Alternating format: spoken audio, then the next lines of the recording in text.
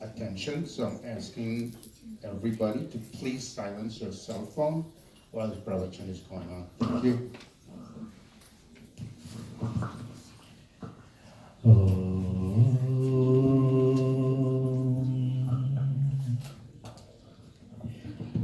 My fellow souls, namaste. Today, I'd like to deal with a specific subject, burning away or working away our karmas.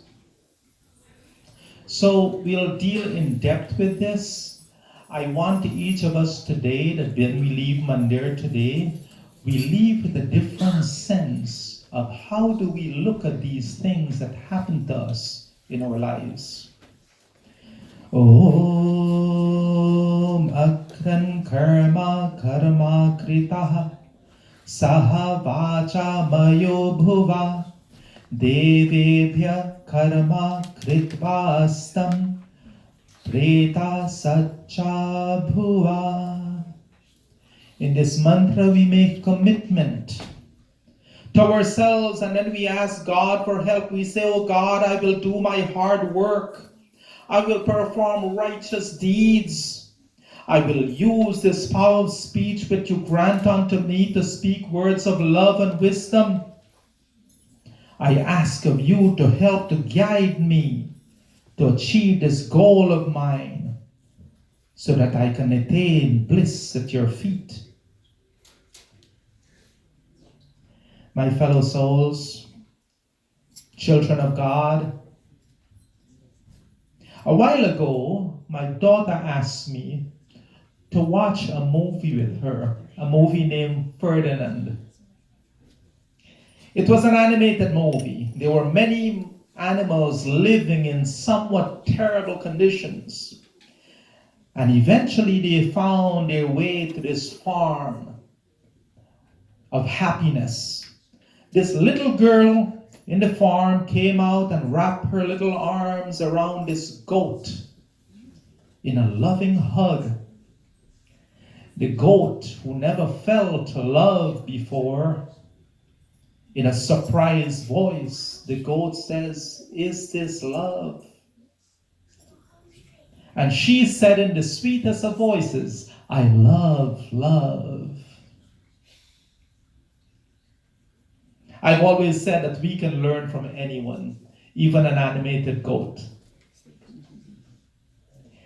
This does make you think, does it not, about embracing the very idea of love itself, of loving love in all its glory, in all its variation, across all denomination, race, species, and creed, and simply loving as a child of God the other children of God and looking for nothing in return. That kind of love.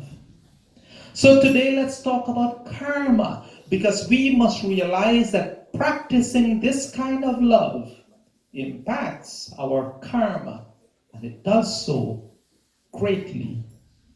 Karma, that which controls our destiny, yet it is that which is under our control. So we really do indeed control our own destiny. What is this karma? The term karma literally means action or doing. Any kind of intentional actions, whether mental, verbal, or physical, is regarded as karma. It covers all that is included in this often used phrase: thoughts, words, and deeds. All good and bad actions constitute this karma. In its ultimate sense, karma means all moral and immoral things which are done deliberately. Involuntary, unintentional, unconscious actions, though technically they're your deeds, they do not constitute karma, because doing it deliberately is the most important factor in determining karma. I also want to leave you with an understanding of how this bhajan ties in to the idea of karma.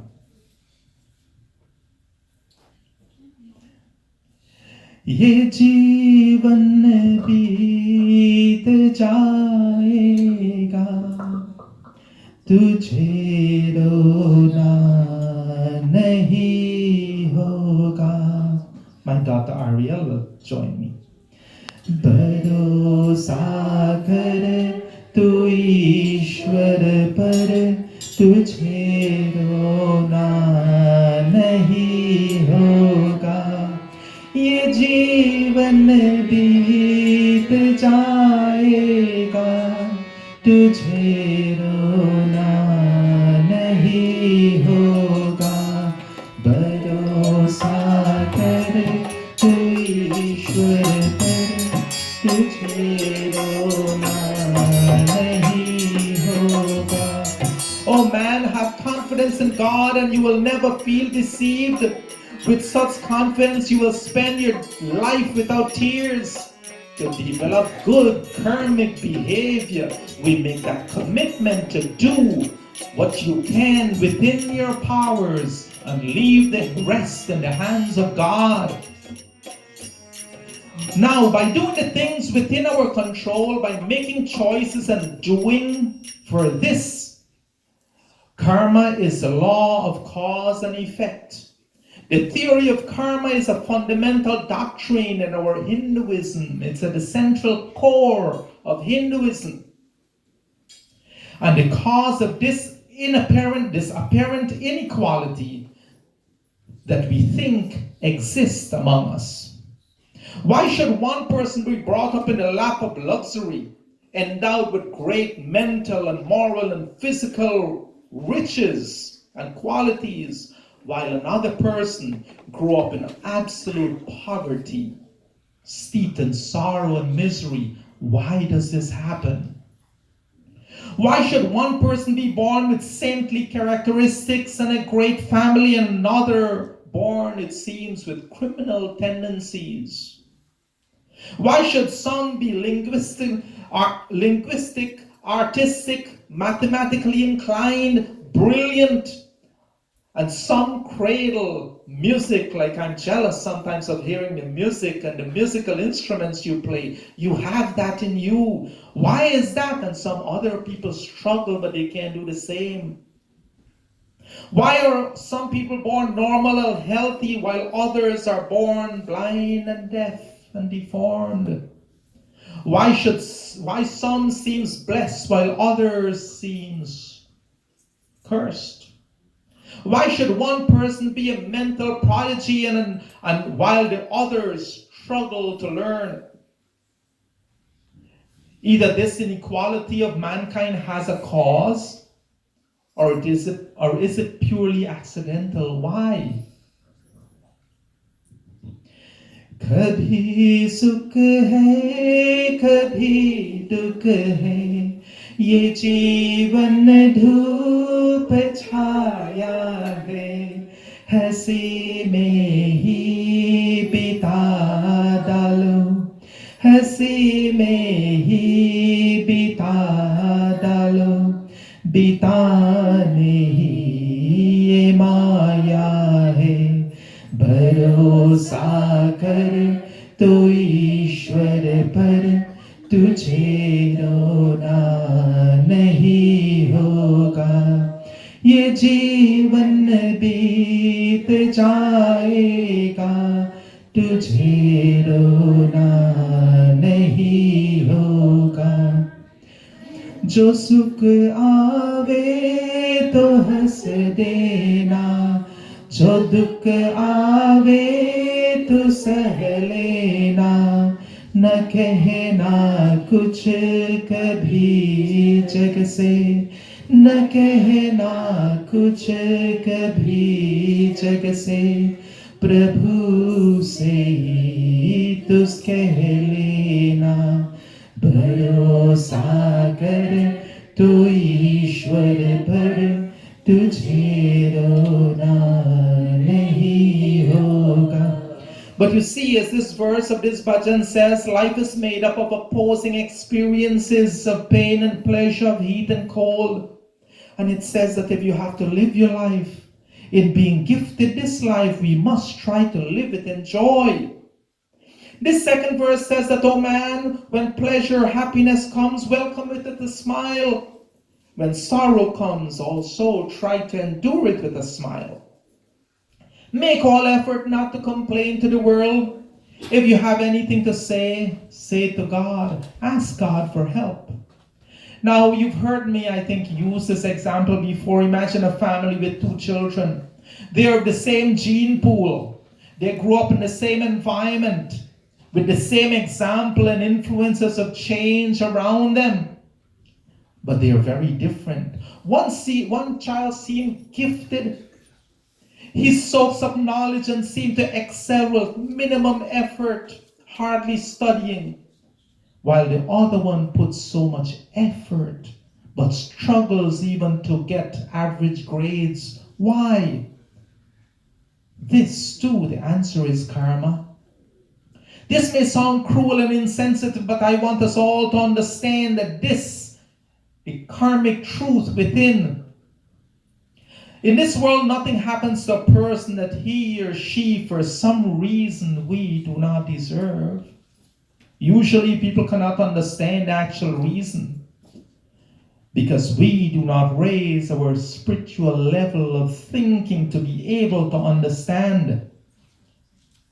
The definite, invisible cause or causes of the visible effect is not necessarily confined to this life here and now. It can be traced to past birth too and actions. We ourselves are responsible for our own happiness and misery. We create our own heaven and earth right here. Our heaven and hell right here on earth. We are our architects of our own fate. Yes, our destiny truly in our own hands. ये कुछ भी तो नहीं जग में तेरे बस कर्म की माया तू खुद ही धूप में बहता तू खुद ही धूप में बहता लिखे निज रूप की छाया भरोसा कर तो ईश्वर पर तुझे रोना नहीं होगा. This verse says that nothing belongs to you in this world except the fruits of your actions, which you have committed in past times, including past births. When we're fully exposed to sunlight, only then you can see your face in a mirror, only in light. In the darkness, you can't see your face in a mirror. Long time ago, confused by the apparent inequality in life, a young man seeking the truth went to the Buddha and he asked him, he says, why this unfairness in life? He asked, what is the cause and what is the reason that we find the short-lived and the long-lived, the healthy and the diseased, the ugly and the beautiful, those that has too much and those who have none, the ignorant and the wise? And the Buddha replied, all living beings have actions through their karma as their own, their inheritance, their cause, their kinsman, their refuge. It is all karma. So let's take one of our enlightened gurus, and I know many of us here have asked ourselves that question. They inherited, just like every other person, their reproductive cells and genes from their parents. But physically, morally, and intellectually, they are spiritually enlightened. They achieve great heights in this life. Our gurus, they achieve great things with their karma. And yes, even that great guru will fall sick. And some person who do not understand the concept of karma will say, he prays so much and he still falls sick. But we'll touch on this a little bit later. We indeed are the inheritors of our own actions. You see, when we were not created by the Almighty God who controls our destinies and predetermine our future. We do that. God has given us that ability to make decisions, what to say, what not to say, what to think, what not to think, what to do and what not to do. And he has left us with that free choice to make that choice and do. He has given us the freedom to choose. Karma does not necessarily mean only past actions. It also encompasses past and present deeds. I want each one of us that we walk out of here today with a knowing in mind that what we do today is creating our tomorrows. Karma is like the potential within a seed. The result of karma is like the fruit arising from the tree that came out of the seed. The fruit of the tree can be good or bad, depending on the kind of tree. Which means depending on the kind of seed the tree came out of. What kind of tree, what kind of seed is your karma planting in your own existence? So with all of this said, let's talk about burning off or working away our bad karmas. And there's many ways in which we can do that. What does this mean? What do I mean when I say that? First of all, like we discussed a few minutes ago, we all create good or bad karmas. To achieve our goal of moksha, we need to erase or pay for the accumulated bad karmas that we have done in our lives. That's what I mean by burning those away, working those away. So let us look at some very simple yet emotionally fulfilling ways of erasing some of this bad karma. Someone says they hate or they dislike you. You can still tell them you love them and mean it. In the beginning, when you start to do this, it will create a more loving you. A person who sees oneness with everyone. You will begin to feel that oneness with everyone. I'm sure that there's some among you who may not like me, maybe, but I refuse to see that and acknowledge that. I will love you anyway, and I will show you that love. Someone says bad things about you, instead of responding in kind, you still say good things about them, and you do so with a smile on your face. Doing this reinforces the idea in your own head that there is no such thing as a bad person. There are people with bad habits. And by doing this, we help them to also erase karma. Someone does bad things to you, you love them anyway, even though you should take the necessary precautions to protect yourself against people like that. But you love them anyway. Being this way teaches you tolerance. Give charity to those who need it, and when you do so without judging them in any way. Doing this teaches you how to share of yourself, and what you give to the universe comes back to you multifold.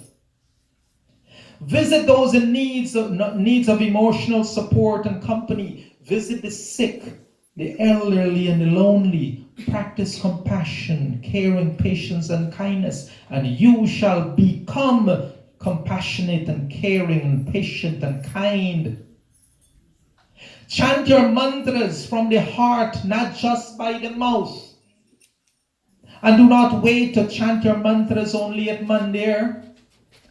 Make it a habit at home, wherever you go, in your car, in the train, wherever, chant mantras. We all know that mantras are powerful, and chanting them changes you from the inside out. Focusing on your mantra changes the energy which flows through your body, positive energy, and changes how you think. Make every opportunity to recognize when you do things that feeds your ego. And I'll say this again, I've said it before.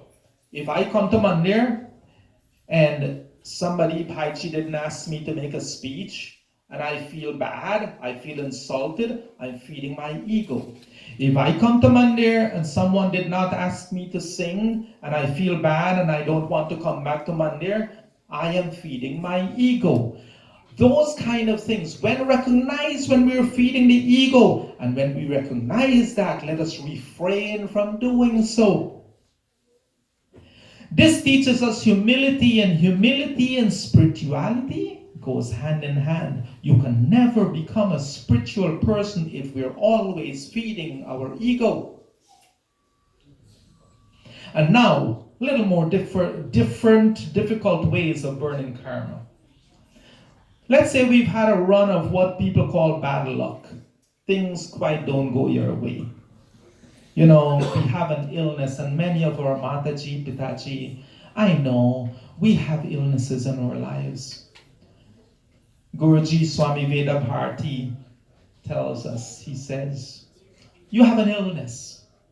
Acknowledge to God, God, I'll do the best I can, but thank you for giving me an opportunity to erase bad karmas. See how it changes how you think when you look at it like that? And still smile, still try to force a smile in your face and say, God, I leave it in your hands, but thank you, I'm getting an opportunity to erase my karma, to work through some of my karma. Bhagavad Gita. Jita atmana prasantasya paramatma samahita seta usna sukha dukheshu tatamana apamanayoho. For those who are the person who is, they achieve tranquility and they conquer and control their mind, he is the one who achieves that God realization. He has found peace within himself. Such a person, happiness, sadness, heat, cold, honor and dishonor means the same to them. It does not matter. But when those things bother you, when people offend you, when your ego gets hurt rather easy, then we recognize that, yes, I am not there yet. I need to work on that.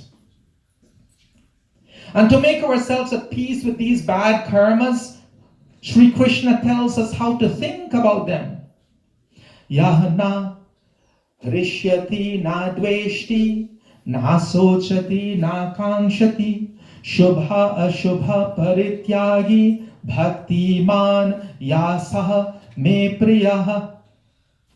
Sri Krishna tells us that those who are, they don't rejoice over mundane pleasure. They don't despair and get sad and get depressed over worldly sorrow.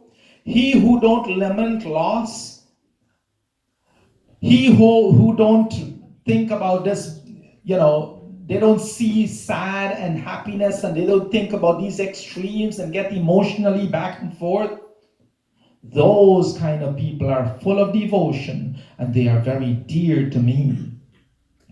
So from our Mataji, Pitaji, let's say you have come down with an illness of some kind, a situation of sadness in the family. Bhagavad Gita tells us we do not have to like this, but we embrace it nonetheless. We say, you know what, it's okay. I embrace this. It is something from which what I have done has made this to happen. God, thank you anyway. I pray to you, help me through this, but thank you for giving me an opportunity to work through my karmas. Believe me, I know it is not easy, but in a way we have to look at it as a good thing, because by going through that experience again and again, we are creating a smoother, less tough karmic road ahead. So, our Pandits, our Mandir here, our executive body at this Mandir, we are here to help you through the difficult times. This is our duty, and this is your duty. And I won't sing the whole song, but this one line just touches me. Rahi manawa दुख की चिंता क्यों सताती है, दुख को अपना साथी है। सुख है एक छाँव ढलती, आती है जाती है, दुख को अपना साथी है। Oh traveler, why do you worry about sorrow? Sorrow is our friend. Embrace it. That's what it's saying. Happiness, it comes and goes. Embrace that too. But don't get so involved in it that you get depressed when the other side comes. The guru, the teacher, the pandit, the parent, the saint, they all exist by the same rule of karma as we do. But the secret of their spiritual progress depends on how they react to their karmic obstacles. The same is true for us. It is no different. As we live, as we embrace, as we learn, as we love, as we learn to let go, as we create, so our karmic roads become smoother and smoother. Again, my fellow souls, it is our choice, and God has left it up to us. Free will. I urge each one of you, I urge you, I pray that we replace frowns with smiles, regardless of the underlying aches and pains, regardless of the obstacles we face and the number of times we fall. And that we embrace life as each day passes by, and we give thanks and glory to Parampita, that ever-loving Father of all. I thank you for being such a patient and kind audience. Om Purnamadaha Purnamidam Purnat Purnamudachyate Purnasya Purnamadaya Purnameva Vashishyate. Om Shanti Shanti Shanti Om. With love and humility in my heart, I say namaste to each one of you.